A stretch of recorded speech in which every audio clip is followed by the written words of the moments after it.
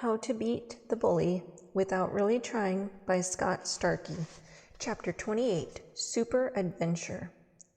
Mrs. Lutzkraut's warning, amusement parks can be dangerous places, still echoed in my head as we pulled up at Super Adventure. What had she meant by that? I watched her get off the bus and walk through the parking lot. I assumed she was going to buy the tickets, but then she cut through 2 rows of cars and stopped by No, it couldn't be. It was the red car. I elbowed Rishi. Hey, who is she talking to over there? Who? Mrs. Lutzkraut. Who cares? Can you see it? There, in the distance? It's Destination Death, the highest, fastest, most deadly roller coaster in America. It's calling us. Do you hear it? Rodney, Rodney, come ride me, he chanted in my ear. I know you hear it. That thing will scare the pants right off you. Watching Mrs. Lutzkraut was what was scaring the pants off me. She was leaning over that car, talking to some woman wearing a big scarf and sunglasses. Every once in a while, she would point back toward us. Eventually, the woman got out and the 2 of them approached the bus. Only Mrs. Lutzkraut climbed back in. Rodney, can you join me for a second? She headed back into the parking lot. My heart was pounding. Everyone was staring at me. What'd you do, Rodney? Rishi asked. Nothing, I muttered, but I think I'm about to get kidnapped.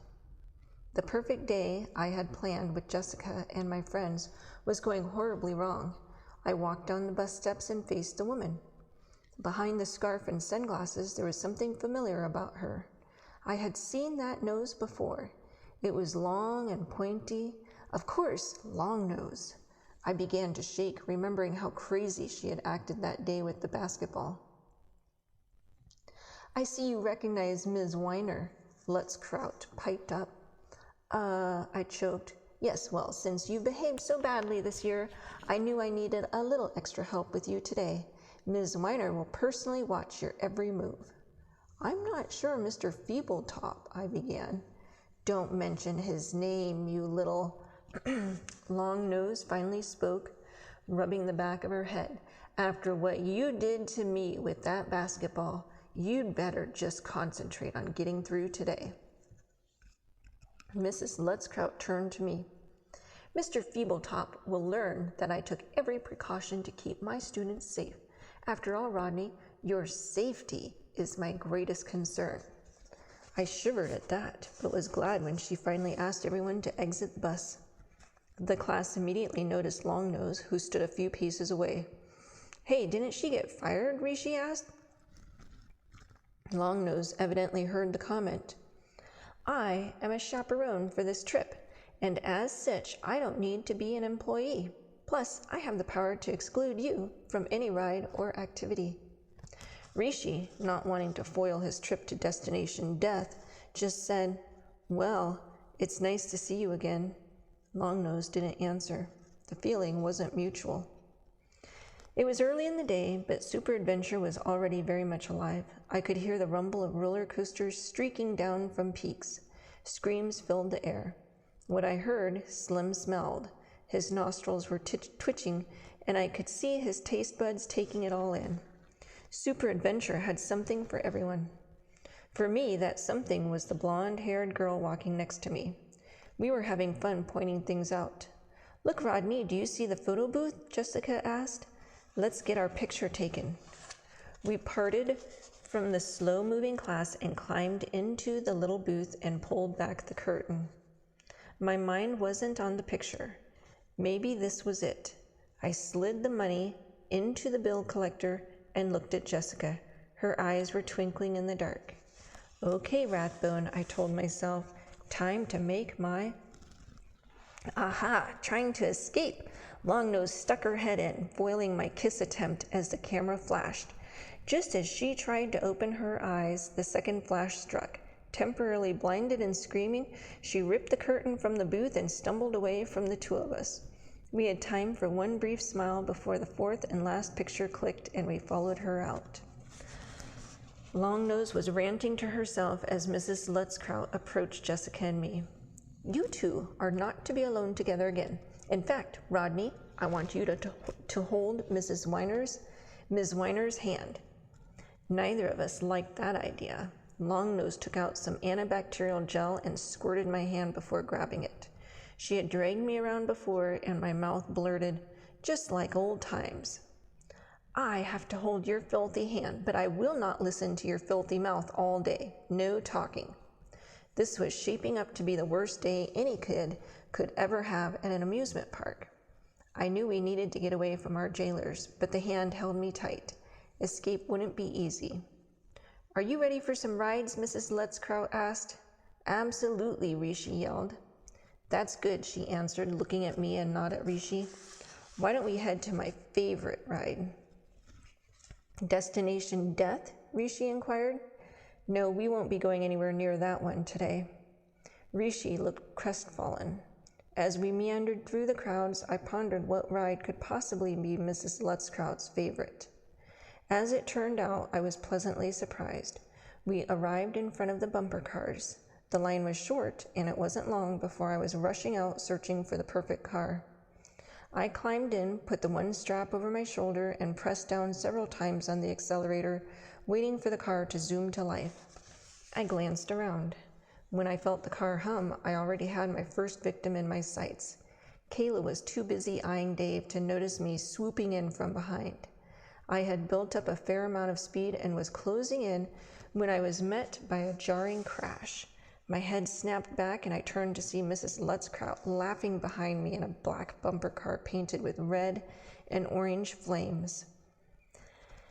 She laughed harder still as another car, driven by Longnose, swept in and crunched me from the right. I was tossed around the car like a rag doll. Mrs. Letzkraut smashed me again from behind, and now I hit the pedal trying to escape. I zoomed off away from them with Longnose hot on my tail.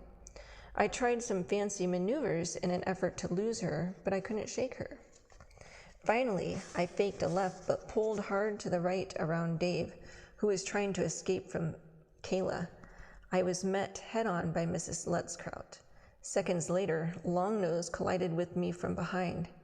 I found myself sandwiched between a pair of cackling witches.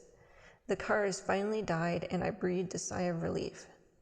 Leaving the ride, Mrs. Letzkraut and Longnose could barely walk, but not because they were in pain. The two of them were now laughing so hard that Mrs. Letzkraut had to bend over and hold her side. "Ima," she was trying to tell Longnose, "I don't think I've ever had so much fun. We hit that Rathbone kid so hard that my kerchief flew off." That started the two of them laughing again, and I realized this was my chance. "Rishi," I whispered, "time to make our escape. Spread the word." I waited until he had whispered to everyone in our group before shouting, "Run!"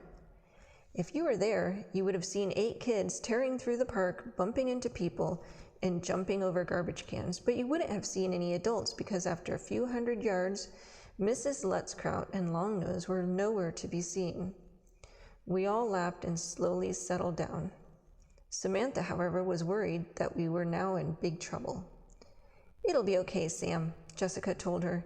"It's the second to last day of school. What can they really do to us?" "Besides," Rishi added, "they'll be sure to blame Rodney and not you." With those wonderful words of encouragement, Samantha relaxed. "Hey, did you hear Letzkraut call Longnose something like Ima?" she asked.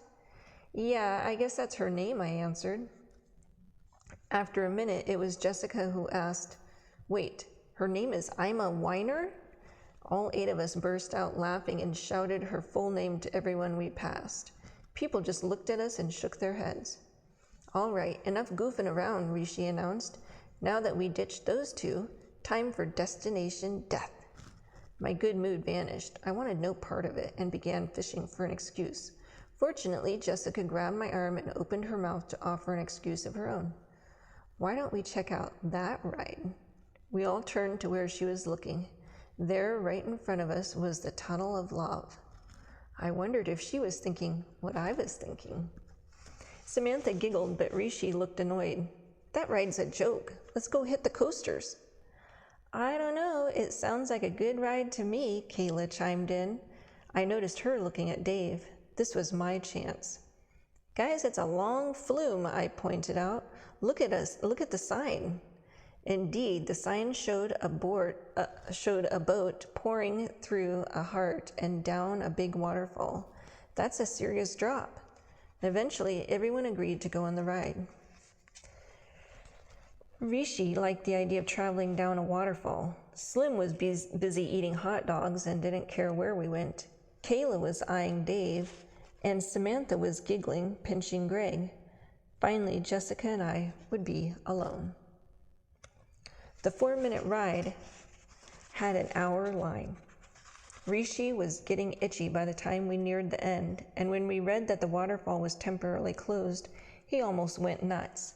Evidently, there were 2 ways for the heart-shaped boats to exit the tunnel: the crashing waterfall or the slow-traveling river, which was still operating. Rishi may have been furious, but all I cared about was Jessica, and to be honest, the slower, the better. The first boat pulled up. Kayla grabbed Dave and shoved him aboard, and I wondered if that's how British sailors were shanghaied into the Navy years ago. Samantha giggled and nodded at Greg, who joined her. Jessica and I waited for the next boat. Rishi said, "Have a nice time, you two." "You two have a nice time too," I replied. It hadn't dawned on Rishi and Slim that they'd be together in the tunnel of love. They looked at each other. Ah! It was then that we heard the shout. "There they are!" Longnose and Mrs. Lutzkraut had shown up just as Jessica and I climbed into our boat and floated off on our voyage. Mrs. Lutzkraut frantically tried to push her way through the crowds. "No boys and girls together. Rodney, you're in big trouble. Climb out of that heart thing," she screamed. I waved and shouted back, "Wish me a bon voyage." With that, we rounded the corner. I looked at Jessica. She smiled, slightly nervous. I felt more confident. I leaned in, put my arm around her shoulder, and said, "Now where were we?" She giggled and leaned closer. "That's what I thought," I answered, and went to make my move. "Rodney Rathbone, remove your hands from that girl." I jumped and spun around. About 20 feet back in the next boat stood Mrs. Lutzkraut, and she wasn't alone. Also trying to stand, but holding on for dear life, was Longnose. They must have taken Slim and Rishi's boat. Jessica sighed. "Rodney, we'll find time later, maybe." I realized yet another chance to kiss her was foiled, but I had greater concerns, namely, my life. We were in a bad spot, alone in the tunnel. I looked back again and saw Mrs. Lutzkraut, Lutzkraut and Longnose pushing furiously against the tunnel walls, moving their boat forward. They were gaining ground. I gulped. What would they do to me? Would they board our boat like some savage pirates? "Rodney, they're after us," Jessica added. Something about the tone in her voice made me take control and for once not act like a coward. I'd put up with enough, and I wasn't going down without a fight. It was time I did something for myself, and shockingly, I did. We were more than halfway down the river now, and I could see a fork up ahead. There was a bumper that forced our boat to the right onto Romance River. The other way splashed along to the now closed Wicked Waterfall. I saw the signs, and then I saw something else as our boat started to head down the river. Back behind a dancing Cupid was a large red button. Below the button was a sign that read, "Main Bumper Switch." I realized that the button controlled the bumper that pushed the boats either onto the river or a waterfall. "Hold me," I shouted to Jessica. "Don't you dare touch him," yelled Lutzkraut from behind. I looked Jessica in the eyes and whispered, "Hold me so I don't fall." I jumped up and leaned all the way over as Jessica grabbed my waist. As we passed the button, I was just able to reach it with one finger, but that was enough. I felt it click and glanced back. The bumper that was blocking the waterfall shifted and blocked the river as Mrs. Lutzkraut and Longnose reached the fork. Slowly, their confident, evil looks changed to surprise and panic as they headed away from us down another tube of water. Mrs. Lutzkraut yelled, "What's this? Not the waterfall! Turn off the ride! Turn off the ride!" "No!" And off they floated. Jessica sat looking at me with a mixture of surprise and excitement. "You're unbelievable. We're probably going to get arrested." If that's true, we might as well enjoy our last moments of freedom. And we did. Before long, our boat floated out into the light of day in time for us to see Slim and Rishi barreling down the wicked waterfall. They screamed the whole way, and I knew Rishi loved it. The same couldn't be said for the park employees who were running around trying to figure out why heart-shaped boats were shooting out of the closed waterfall. Mrs. Lutzkraut's boat bumped to a stop in the unloading area. She was drenched and shoving Longnose to climb out. I guess Longnose wasn't moving fast enough because Lutzkraut gave her such a hard second shove that she toppled into the canal. Longnose stood up in a foot of water screaming. Lutzkraut was proving to be every bit as crazy as I knew her to be. Her hair was matted and stuck to her head. Her dress was dripping, and dark mascara ran down her cheeks. A Super Adventure attendant came over to help her off the boat. Lutzkraut swung her pocketbook at him and screamed, "Your rides are faulty. This place should be shut down." We didn't stick around to hear the rest. I breathed in the amusement park air and strolled leisurely through the park with Jessica at my side. Eventually, Rishi and the gang got to ride Destination Death while Jessica and I ordered lunch. By all accounts, the coaster was scary, but not as much fun as the Tunnel of Love. As we headed back to the bus, I was careful to let go of Jessica's hand before we ran into Mrs. Lutzkraut, who stood before the bus holding a clipboard. She was busy counting students and chaperones. While dried, her hair was still messy. Makeup ran down from her eyes, and she looked even scarier than normal. Her dress was wrinkly and disheveled. "Did you have a nice time today?" I asked. "It was wonderful seeing Ms. Weiner. I sure am going to miss you too." For a brief moment, I thought she was going to hit me over the head with the clipboard. I saw her fingers changing color as they gripped it tighter.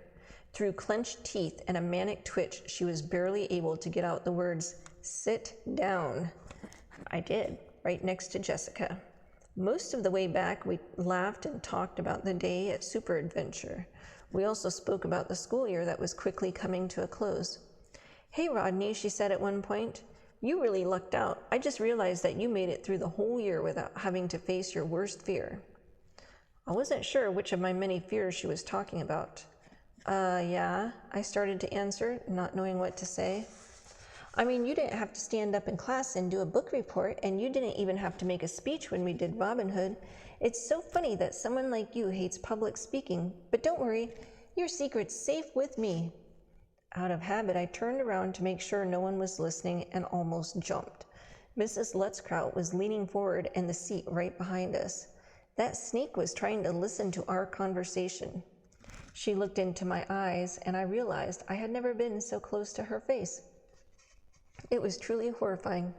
For a second, neither of us moved.